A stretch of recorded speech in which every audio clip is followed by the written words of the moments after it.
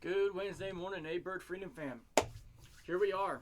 You've watched part one, helping the new gun owner series, and you've got your firearm. You've made your choice. Now, let's go into a little bit of preparedness for that first trip to the range to help alleviate some anxiety and stress and make your experience better. So, first off, let's go ahead. I am going to cheat. I'm going to look at my notes. Notes are going to come up again later. So, research, look up the range rules and regulations before you go, including what firearms, ammunition are allowed. If you can work from a holster, if you can't work from a holster, things of that nature. Consider looking to see if the range has a class. If you're a first-time basic rifle or pistol shooter, basic classes are great.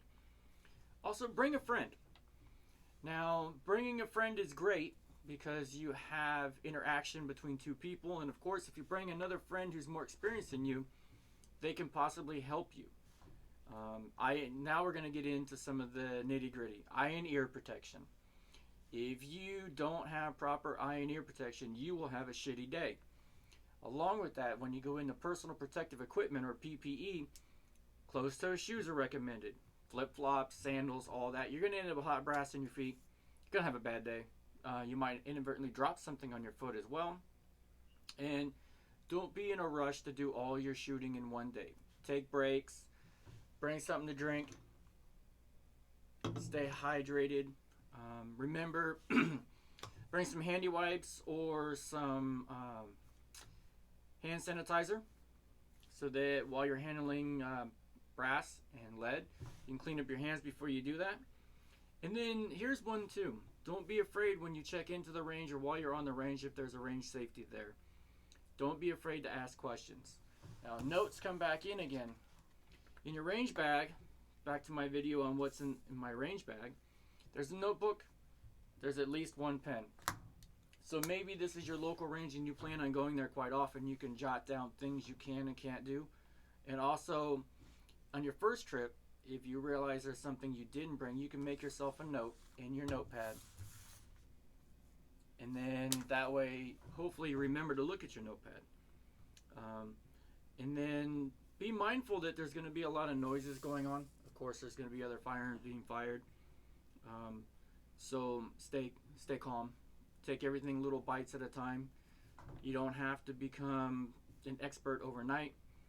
And then some of the ways that I like to help my customers, because these videos are from the perspective of me as a small shop owner trying to help that new customer come into the 2A community, is being a stocking dealer for a number of brands. One of them, every customer that purchased one of their handguns gets their literature that I have sent to me. So this is a pamphlet on the Glock Shooting Sports Foundation. Goes into a little bit about them and what they do. But there's also a pamphlet that they send me that's imperative. It's more reminders and more tips to help reinforce firearm safety.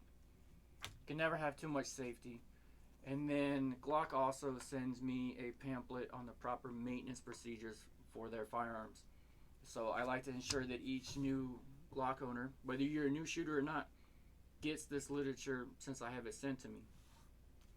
One of the best pieces of literature that I have to say is overlooked is the owner's manual.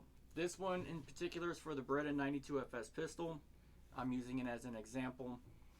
I like to reinforce even to customers that own 50 to 100 firearms. Fine.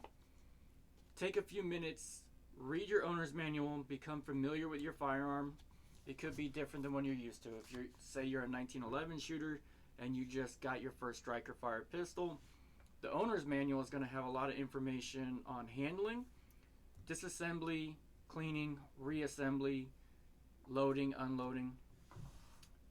Now, when we come to loading and unloading, especially for the new firearm owner, to get familiar, snap caps.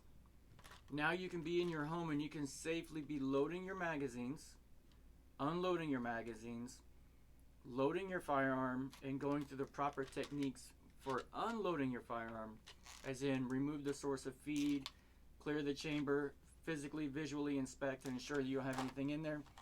this is a way that you can train to do that so that you can get the muscle memory and also get the confidence in your ability as learning the motions. When you're on the range, eyewear. In eye protection or eyewear, not just your $7.99 gas station sunglasses. I do like to stock the Walker razors, clear and tinted, as needs may vary, but protect your eyes. And then your ears. So far for me, my preferred over-the-ear sound suppressor has definitely the Walker Razor Slim Electric. And like I've said before, and reverting back to my range bag video, if you're going to store your Walker razors for any period of time, definitely remove the batteries so that you don't end up with a leakage problem and destroy your ear protection.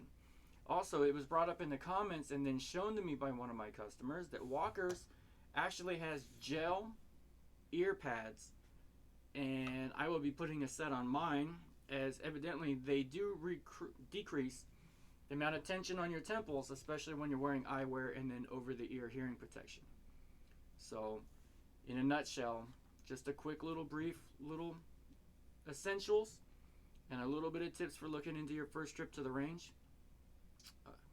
That's all I got today. Hopefully some of this is helpful. If you as a new firearm owner have any questions and you're seeing this video and you want to ask a question, by all means, go ahead, jump in the comments, put your question in there. I'll be reviewing the comments and I'll reply back to you the best I can. And also, don't forget, go ahead and hit that like and that subscribe, because when this little channel hits 100 subscribers, I've already got a location picked out, I've got the firearm picked out, and I will be doing a period costume firearm review from an historic location here in Western Arizona. So for this Why Wednesday, these are just all whys so that you can be prepared, because being prepared is better than being scared. And you can have a better range experience, and your journey into the firearms community will be smoother and you'll enjoy it more. So don't forget, go ahead, subscribe, like, leave a comment. And if you also see something that I forgot, go ahead and throw it in the comment, and possibly we'll get it entered into part 3, which will probably come out next week. So everybody stay safe, and that's all for now.